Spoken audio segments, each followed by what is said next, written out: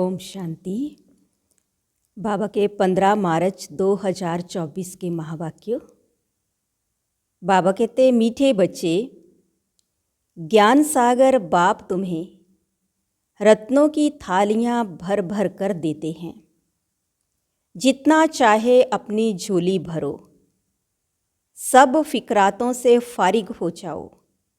प्रश्न है, ज्ञान मार्ग की कौन सी बात भक्ति मार्ग में भी पसंद करते हैं? उत्तर है स्वच्छता। ज्ञान मार्ग में तुम बच्चे स्वच्छ बनते हो। बाप तुम्हारे मैले कपड़ों को स्वच्छ बनाने आए हैं। आत्मा जब स्वच्छ अर्थात पावन बन जाती है, तब घर में जाने के उड़ने के पंख लग जाते हैं।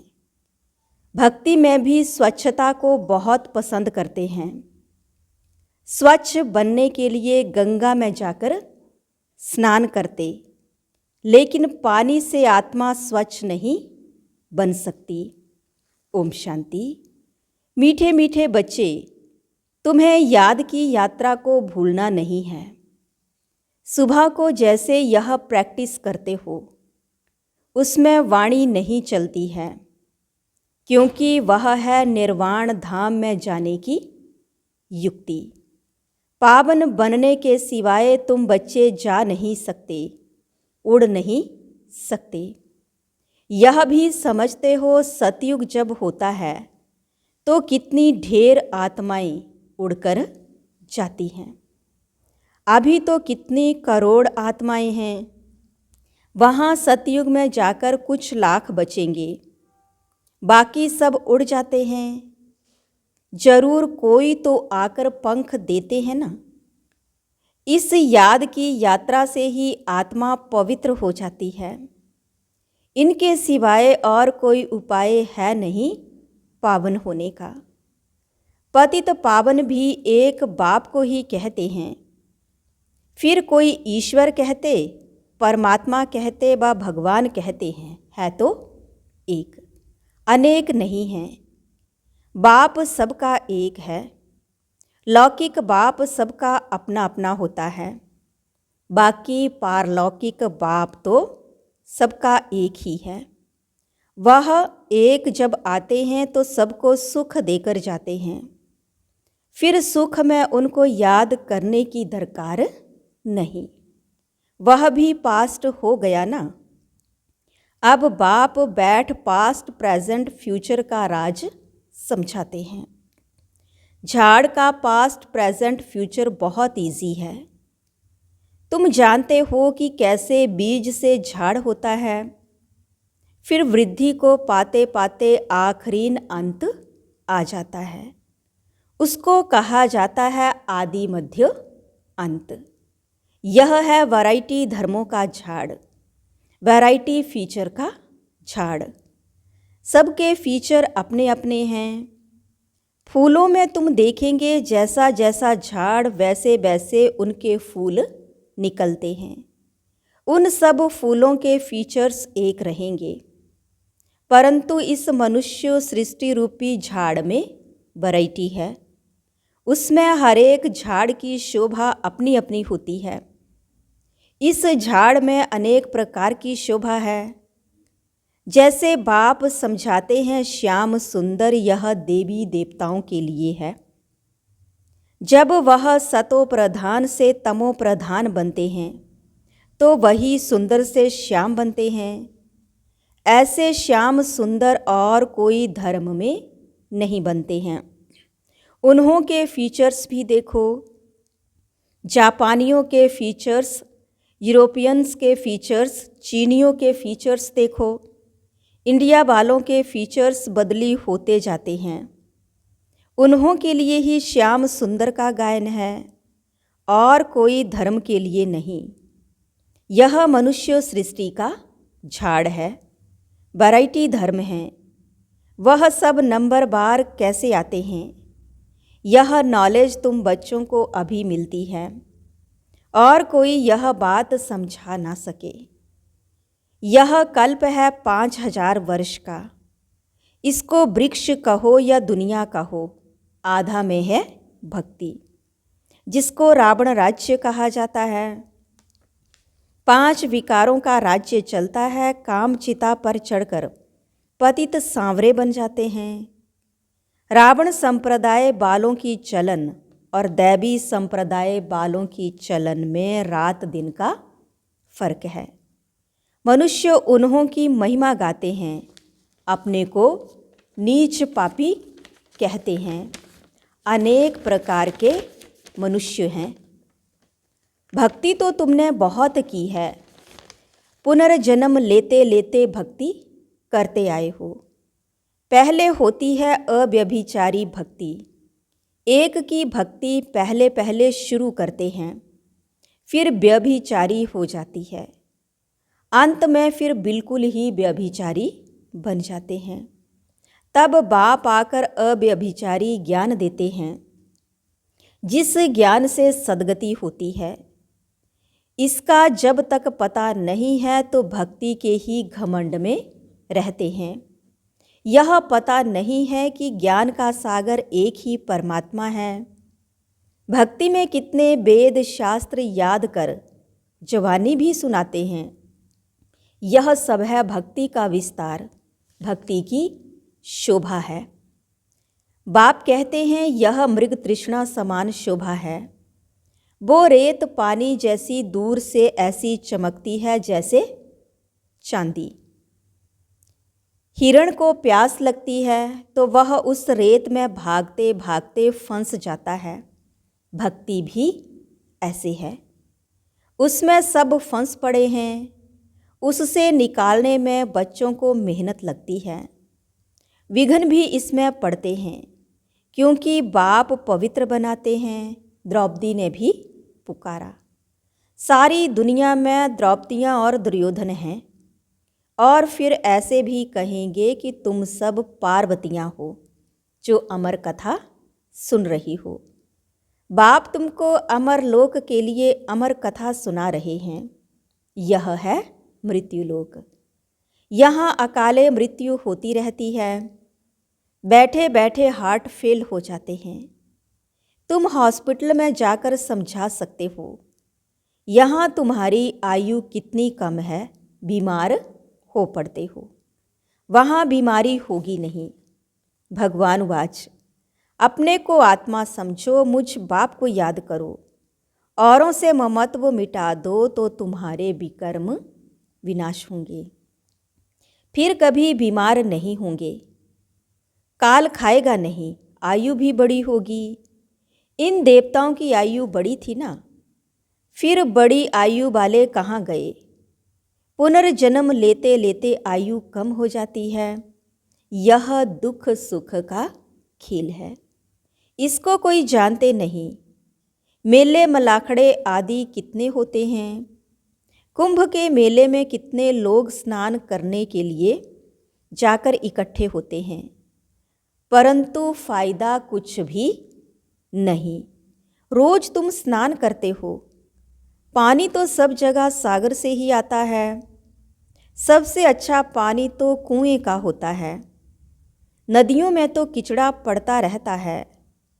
कुएं का पानी तो नेचुरल शुद्ध होता है, तो उनसे स्नान करना बहुत अच्छा होता है। पहले यह रिवाज था, अब नदियों का रिवाज पड़ा है। भक्ति मार्ग में भी स्वच्छता को पसंद करते हैं। अब परमात्मा को पुकारते हैं कि आकर हमको स्वच्छ बनाओ। गुरु नानक ने भी परमात्मा की महिमा गाई है कि मूत पलिती कपड़ धोए। बाप आकर मूत पलिती कपड़ों को साफ करते हैं। यहाँ बाप आत्मा को स्वच्छ बनाते हैं। वो लोग आत्मा को निर्लेप समझते हैं। बाबा कहते यह है ही रावण राज्य। सृष्टि की उतरती कला है, गायन भी है चढ़ती कला। तेरे भाने सर्व का भला, सर्व की सद्गति हो जाती है। हे बाबा, आपके द्वारा सबका भला हो जाता है। सतयुग में सबका भला होता है, वहाँ सब शांति में हैं। एक ही राज्य है उस समय और सब शांति धाम में रहते हैं। अब यह लोग माथा मारते हैं कि विश्व में शांति हो। उनसे पूछो, आगे कभी विश्व में शांति थी जो अब फिर मांग रहे हो? वो फिर कह देते हैं, अभी कलयुग में 40,000 वर्ष और पड़े हैं। मनुष्य घोर अंधियारे में है। कहाँ 5,000 वर्ष का सारा कल्प, कहाँ एक कलयुग के ही 40,000 वर्ष बचे हुए बताते हैं। अनेक मतें हैं। बाप आकर सच बताते हैं कि जन्म भी 84 ही हैं। लाखों वर्ष हों फिर तो मनुष्य जानवर आदि भी बन सकते हैं, परंतु कायदा ही नहीं है। 84 जन्म मनुष्यों का ही लेते हैं। उसका हिसाब किताब भी बाप बतलाते हैं। यह नॉलेज तुम बच्चों को धारण करनी है। ऋषि मुनि तो नेति नेति करके गए हैं अर्थात हम नहीं जानते हैं तो नास्तिक ठहरे। जरूर कोई आस्तिक होंगे। आस्तिक हैं देवताएं, नास्तिक हैं रावण राज्य में। ज्ञान से तुम आस्तिक बनते हो, फिर 21 जन्म का वर्षा मिल जाता है। फिर ज्ञान की दरकार नहीं रहती है। अब पुरुषोत्तम संगम युग है, जबकि हम उत्तम ते उत्तम पुरुष स्वर्ग के मालिक बन रहे हैं।